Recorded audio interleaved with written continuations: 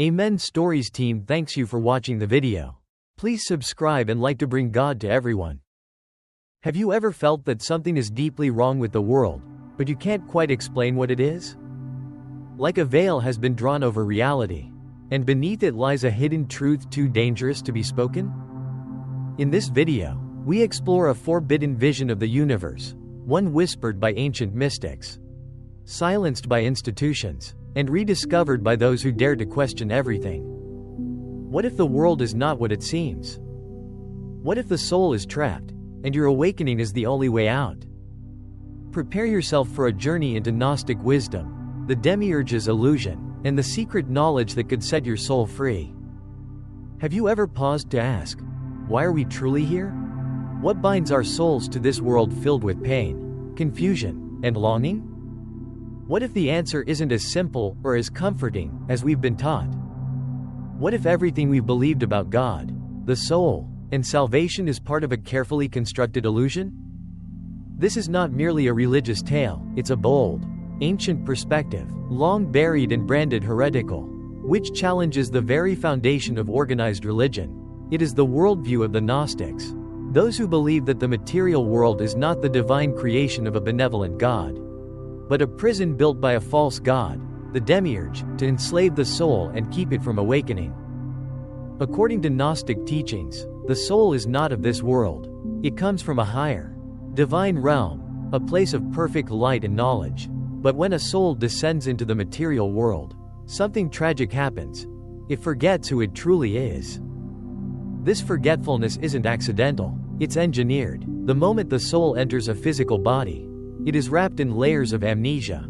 It no longer remembers the source from which it came. This profound disconnection gives rise to a deep inner emptiness that humanity tries to fill with ambition, relationships, wealth, and power, but to no avail. We wander, spiritually blind, trapped in a maze of illusions. In Gnostic cosmology, the Demiurge is not the true God. He is a false creator, a counterfeit architect of reality. The Demiurge, often identified with the vengeful and jealous God of the Old Testament, believes himself to be the only deity. In truth, he is a lower being, cut off from the supreme divine realm, driven by arrogance and a lust for control. He crafted the material universe not out of love, but out of pride and domination. This world, then, is not a paradise, it is a spiritual trap. The Demiurge, together with his loyal servants known as Archons, built this realm to enslave souls. They imposed limits on our perception and fed us lies disguised as doctrines, dogmas, and traditions. What better way to imprison a divine soul than to wrap it in flesh?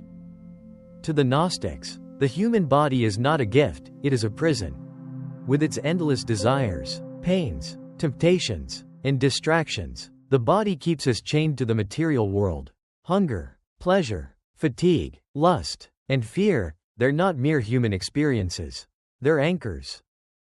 How much of your life is spent chasing bodily satisfaction? And how much is spent seeking divine truth? The physical world constantly pulls us downward, keeping us preoccupied with survival and superficial pursuits. The more we indulge the body, the further we drift from our soul's divine essence. But Gnosticism is not without hope. In fact, it offers a powerful key to liberation, Gnosis. Derived from the Greek word for knowledge, Gnosis in the Gnostic sense is not academic learning. It is intuitive, spiritual, and direct inner knowledge of the divine. It is the experience of waking up from a dream and remembering who you truly are, a spark of the divine trapped in a foreign land. Gnosis is not taught, it is realized. It doesn't come from books or religious institutions. It is accessed through self-awareness, contemplation, and spiritual awakening, and once it begins, nothing can be the same. Why, then, is Gnosis not part of mainstream belief? Why are Gnostic texts like On the Origin of the World and the Gospel of Thomas absent from most religious teachings? Because they are dangerous to systems of control. If each person carries the divine spark within and can access truth directly, then what role does a religious institution serve? Gnostic texts challenge the authority of the Church, undermine hierarchical power, and invite individuals to reclaim their spiritual sovereignty. That is why the early church labeled these writings heretical, burned them, and hunted their followers. By monopolizing spiritual truth, they built a single narrative, one God, one church, one path to salvation, through them. The Demiurge doesn't work alone.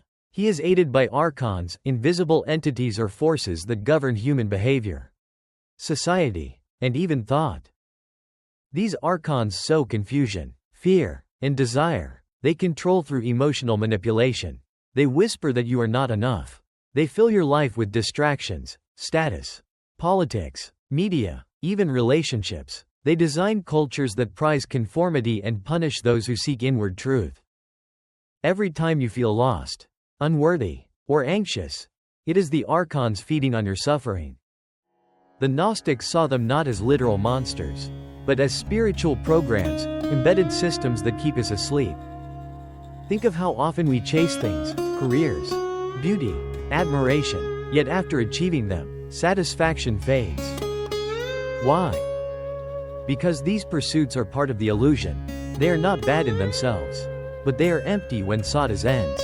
The Demiurge designed the world as a labyrinth of desires, each one leading to the next, never delivering true peace. We climb a ladder that leads nowhere. This is the divine trap, a cycle of striving without fulfillment. And all the while, our true self remains buried beneath the surface, whispering in quiet moments, "There is more than this." Suffering, in Gnostic thought, is not a test of faith, it is a tool. The Demiurge and Archons use pain to bind us. Sickness, grief, betrayal, and fear all serve to keep the soul fixated on survival and prevent deeper reflection. Instead of awakening through hardship, we often identify with our wounds, forgetting that we are not the pain, we are the soul observing it. Negative emotions are fuel for the Archons. The more we suffer, the more we seek external comfort, and the more we drift from inner truth.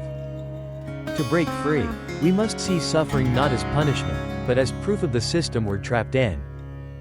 How then do we escape? Not through rebellion, but through remembrance. Not through religion, but through reconnection. The journey of Gnosis begins when we question everything. When we look within and ask, who am I beyond this name, body, and story? Gnostic awakening is like peeling back layers of illusion. It often comes through silence, solitude, or spiritual experiences. It requires detachment, not from life, but from the illusion that life is only what we see. As the Gnostics taught, we are not here to reject the world, but to see through it. This is not just a personal journey, it is a revolution. Imagine a world where every soul remembered its divine origin. A world where no one needed intermediaries to reach truth. Where no one could be manipulated by fear, guilt, or shame. That world threatens every power structure built on obedience. The Gnostic vision is not escapism, it is liberation. It asks us to look beyond appearances, challenge authority, and reclaim our forgotten divinity. The divine spark lives within you, beneath the layers of programming. It is indestructible, it is eternal, and once awakened, it begins to burn away the illusions, revealing a reality far beyond this one. Conclusion: reclaiming the divine spark.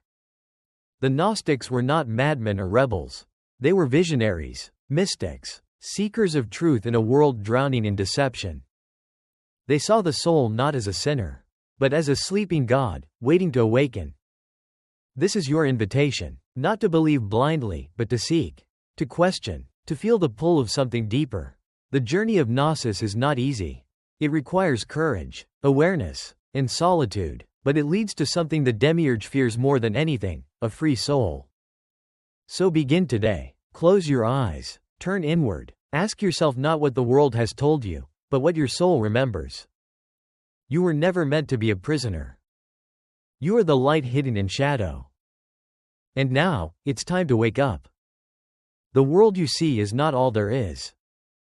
Beneath the noise, beyond the fear, hidden behind illusion, there is a spark of divine truth inside you. It cannot be given, bought, or taught, it must be remembered. This is the journey of Gnosis, the journey back to who you truly are. So question what you've been told. Look inward.